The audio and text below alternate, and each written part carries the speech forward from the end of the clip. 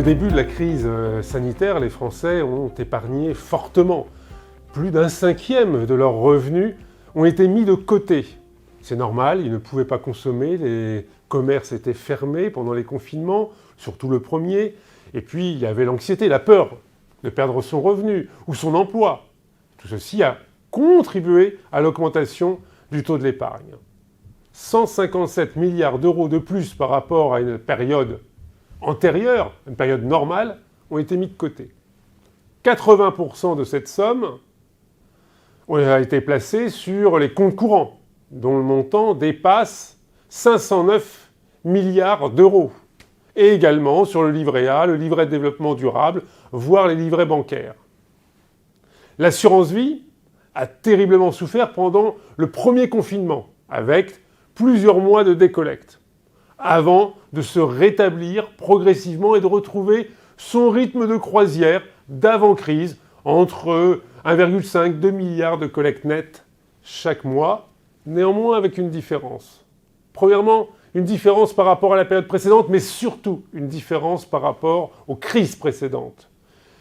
Les épargnants, les assurés ont maintenu donc les unités de compte dans la collecte à un niveau important, voire ils ont augmenté cette proportion des unités de compte, qui représente désormais près de 40%.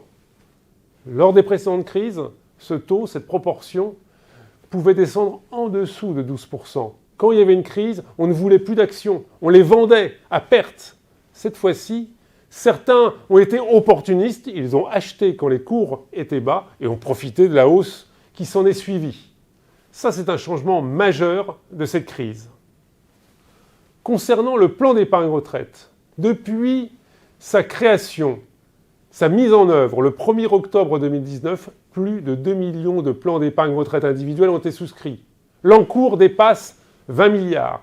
Il y a certes beaucoup de transferts, de transformations de vieux produits, PERP, contrat Madelin en particulier, mais il y a également une collecte nouvelle. Et les mois passants, c'est la collecte nouvelle qui prend le dessus sur les transferts. Ce produit dans un contexte exceptionnel, historique, produit qui est un produit de long terme, aurait pu souffrir.